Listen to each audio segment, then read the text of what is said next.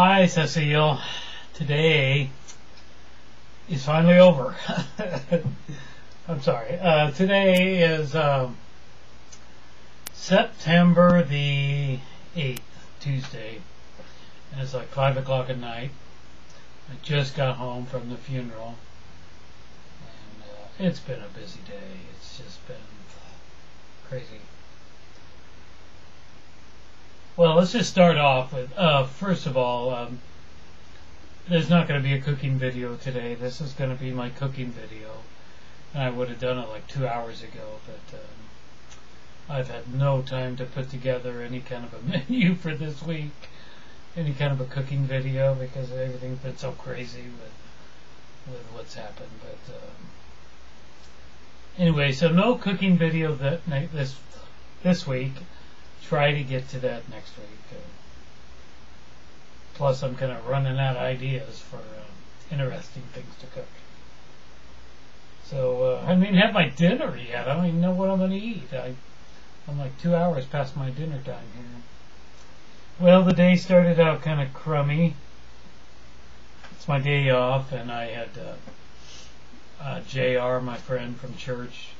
We made plans that I would go over and pick him up this morning. And I've been doing that for a month, because he's been having trouble getting to the church because his vehicle's broken down, or he can't afford gas. I'm not really sure, but so I was going to go over and pick him up today, and he didn't.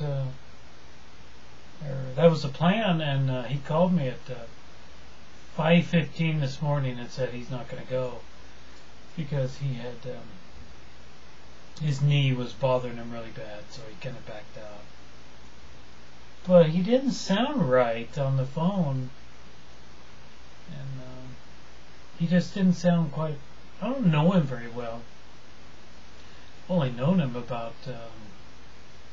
a month and a half, and I don't know him very well. But he sounded very kind of funny.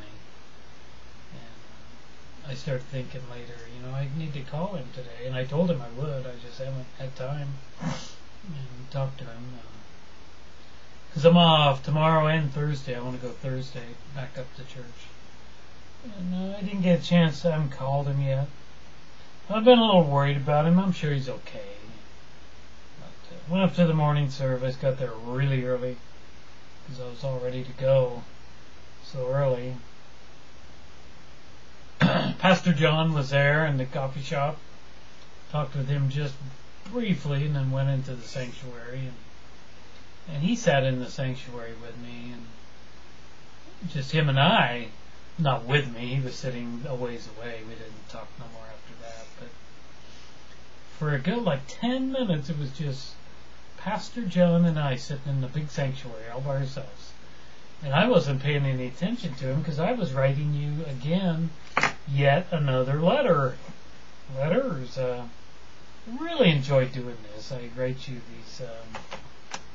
I wrote 5 pages today.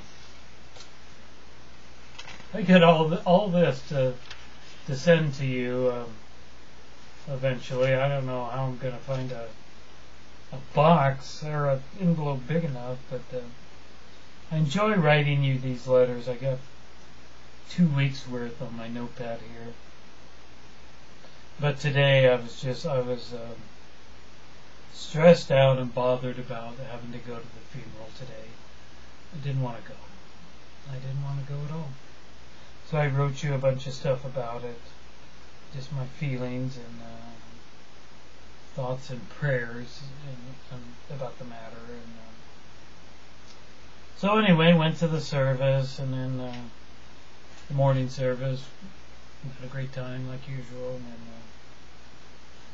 afterwards 2 different people prayed with me about the funeral and about I knew it was going to be bad because the person that I talked to you about, that I've been so concerned about, I knew she was going to have a rough time because it was her 18-year-old daughter that was taken to heaven, and I knew she was going to have so much difficulty with it. And she did. But so I wanted to have the right words to say to her, and I wanted to be the rock, more or less, because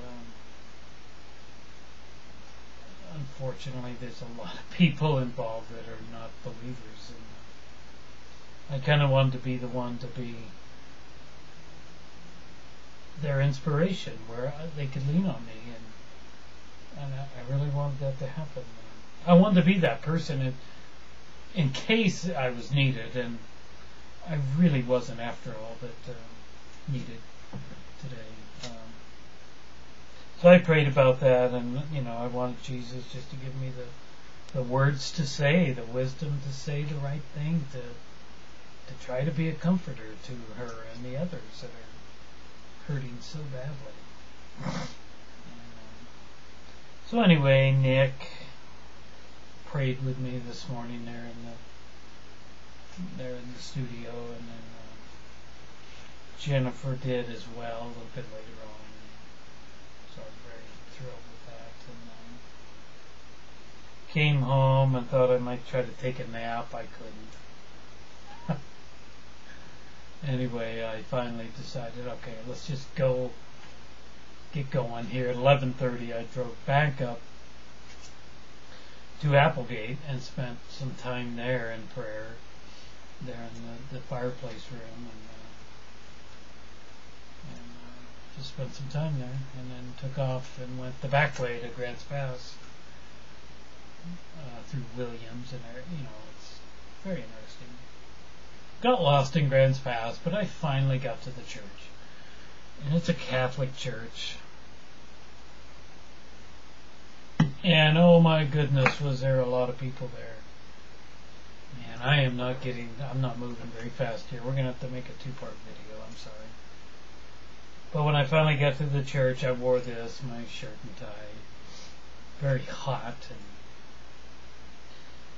and oh my goodness, it was like 1:30 when I got there. The service was at 2, and it was just packed. I mean, there's so many school kids, because she was just starting her senior year in school. First day of school, this accident happens, and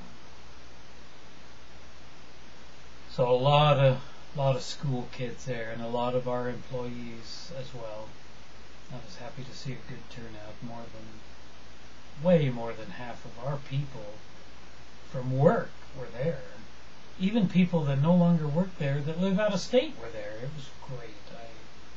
I thought that was so nice. And when I got there and I was walking to this Catholic church, up to it, that's when I saw my friend, that I don't want to say names, and she came up to me, and she was crying already, and she gave me a big hug and thanked me for coming, and I didn't get to talk to her anymore after that, but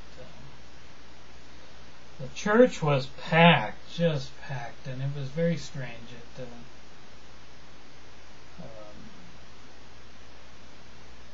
Catholic church, it was very strange. So let's come back and talk some more about this, and I'll be right back.